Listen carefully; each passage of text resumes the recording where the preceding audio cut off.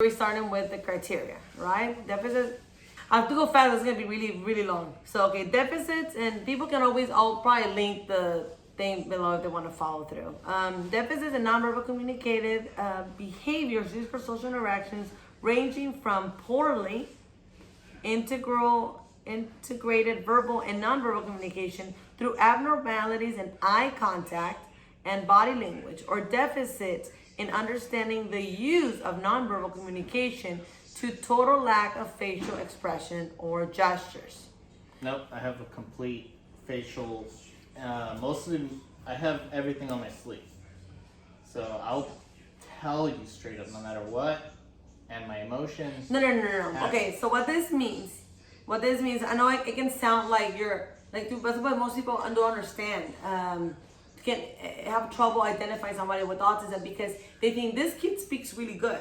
This speaks really good. I've actually learned because as much as I was bad, I learned how to be good to not get in trouble. Yeah, but usually it's I don't know if at some point of your life, because you can also train to have better eye contact. And at some point of your life, if you have lack of eye contact or lack of understanding body language. Like, for example, this is the most common one if your speaking skills are really good, communication skills are really good.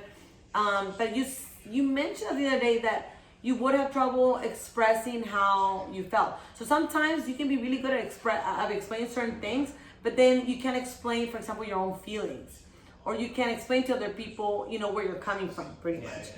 And also, you don't realize that you're talking and the other person is already like annoyed, upset, or something. Maybe you know now because you're 27, but think about when you were 5, 6, 7, 8, 9 years old. How many times you didn't get in trouble because of not reading body language? That's true. No, so does that apply? No, because I was actually trained super young to not snitch, to not do this, to not do that. And because the bad people around me had a structure. So I learned that structure. It's true, the gangsters only learned that. And then I've only learned how to fool normal people and be bad inside. So I learned how to mask the goodness. But you learned it, but you were not good at it at some point until you had to learn it from other people. Yeah, that's true. Also, you did say that at some points you will wear people out, like you will hang out with all these kinds of people, but you wear them out. Definitely. So at a certain point you failed because somebody who's naturally good at it, they don't fail. Get grounded, and I wouldn't get grounded. I would get grounded outside. Get the fuck out of the house. You're exhausting everybody.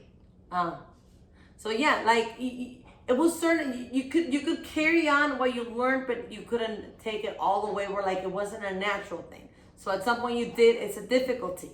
It goes down to it's a difficulty. As much as you can mask it, I just learned that it was hard. Being myself exhausted other people. Didn't matter. I mean, like I just learned that. Okay, so now number 2, there's another type. Deficits in social emotional reciprocity, ranging from normal social approach and failure of normal back and forth conversation through reduced sharing of interest, emotions, and affect, and response to a total lack of initiation of social interaction.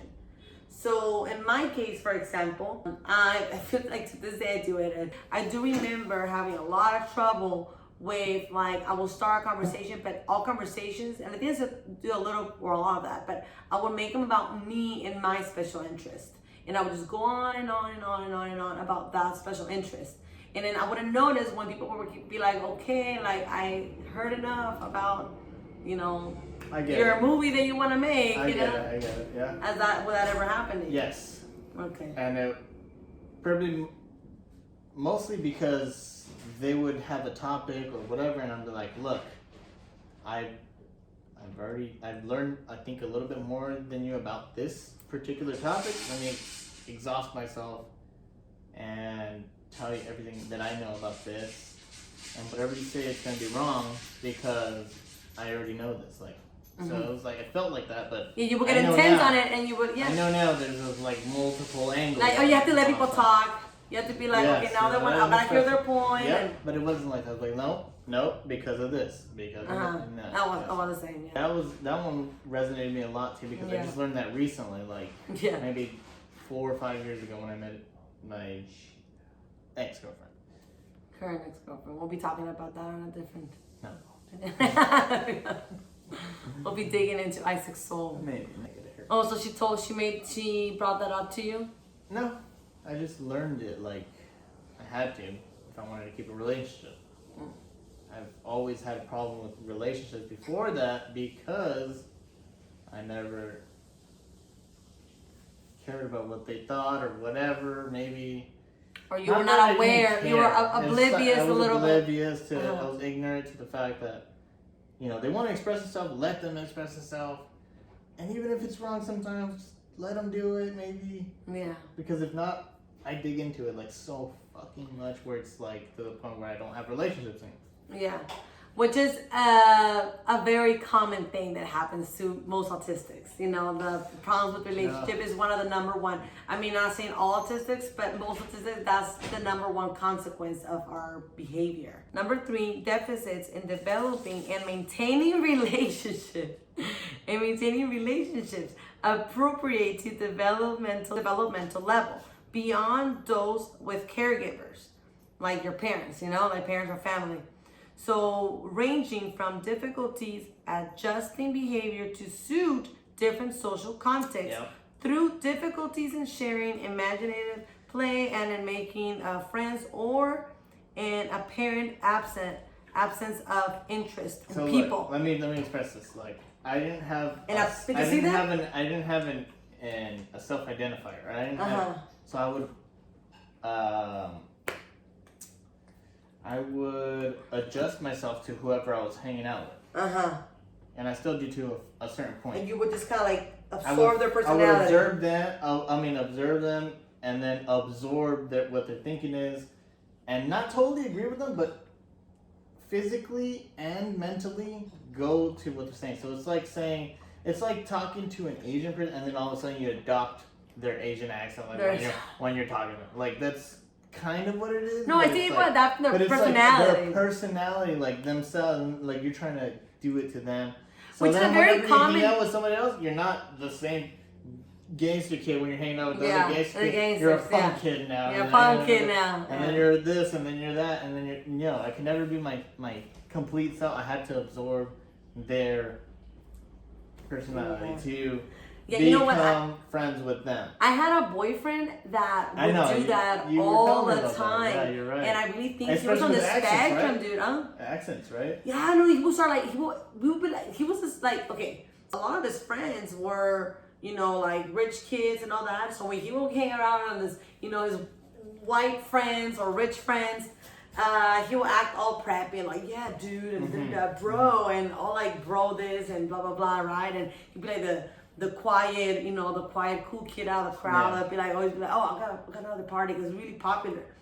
And then, but then when I'm introduced to my gangster friends, they'd be like, yeah, fool, what's up, fool? And he wouldn't even change his voice on it. So I would see him become this character. Depending on where he was, and then he was like a crazy liar. So I never in a million years I thought he would be autistic at all whatsoever, because we were very different in many ways, but very similar always too. But the fact that he would be a liar, and the fact that he would just be so social and so into like fitting in and stuff like that, I thought I was like, no, that's not an autistic.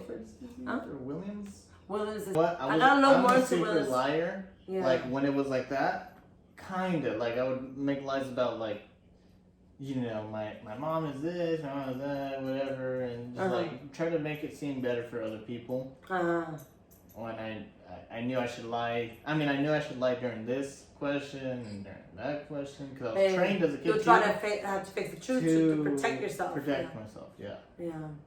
And that's what he's doing. He's protecting himself. He's trying to be friendly or social. Yeah, it could be either a form of Williams disease or it could be a type of autistic. Why? Because Williams disease.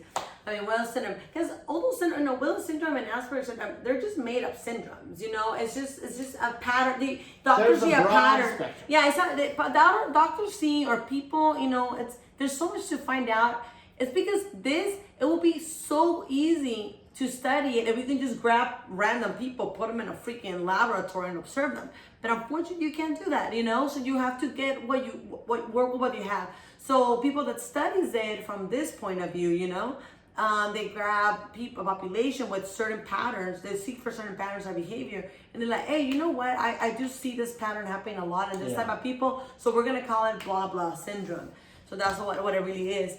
But it's a lot more complicated than that. So I think my ex could have been either autistic that just really wanted to fit in, because when he was at home, in the comfort of his home, he would throw tantrums. He also had like the thing with the sinuses. You're right, with the baby phases, like he would just be like a completely different person, which it would trip me out. But I don't know, when you don't know much about things, you just think like, oh, that's just who he is, I guess, you know, as a personality. You could say that about me and my ex. But definitely, I feel like, and she's bi, so there is a neurodivergence in her brain. 100%. There is 100% that, but maybe I don't think it would be autism. If anything, I would be reflecting on myself. I think it is, because I saw a couple girls expressing themselves the same way that in telling stories that I seen. Of their behavior, and I seen an event. Well, that's how it was. So, I mean, that's why, because she can't handle it, but I can handle it better because I know. I've always done it since I was. And you have a stronger, what do you call it? A threshold. Yeah. Me too. But you know, there's something you need to learn a lot more about this, because there's something called like an interoceptive problems with interoception. What's that? You know, where you don't realize that you're feeling really, really bad until it's already too late. Like, you don't realize that you're getting stressed out. The shit is getting to you. That is literally me. I haven't gotten to that point yet. That depressive, what I've got, that isn't the. I don't realize that I'm actually stressed out when something is stressing. I'm like, I feel like I'm putting up with it. I feel like I'm doing good, and then a few days later, boom! Like it's a delayed reaction, a delayed realization. I haven't had my full. That yet, because I have a good threshold. I know I did. I do have that. So all of this, I know it can get to that point, and I know that I get to the point of depression where I can literally see myself going in front of a train. Yeah. I'm not joking about this. It's a fucking. And we did the test. Remember, I did the test about like the most common traits for borderline personality disorder, and you said like most of them fit in. Yeah. Well, no. What was it? 12 out of 13. Yeah, 12 out of 13 questions. I did. Every single one that you were saying was nailing on the head. I feel like a lot of kids that are it's a common thing to be diagnosed with borderline personality disorder, when in reality you're just autistic. An autistic kid that was brought up in very, very harsh circumstances, was brought up with, you know, a drug addict parent, alcoholic dad, who problems with tickets, flee the country, you know, and you guys abandonment. Abandonment issues, going through all these, like, you know, living in all these different cities. You know, you and your brother went through so much. So my neurotypical brother. How are you gonna be normal? Like, how the fuck can people expect you to be normal, to not develop any kind of disorder or whatever they want to call it? When you've been through so much, like anybody would behave like a, you know, borderline personality type of person. When you go through so much shit, they think that it's just in you, but it's not that. It's just that it's your brain that has a lot of capabilities, a lot of potential in it, put in the worst kind of fucking circumstances possible. I thought I had a lot going for me, but the social mattered way more to me than actually doing the work of even, like, because I cared about science and English so much versus math versus any other subject, and I would get A's on those classes. The elective class was woodshop. It's just an artistic thing too. And I would excel in those things, but hate everything else. And just try to...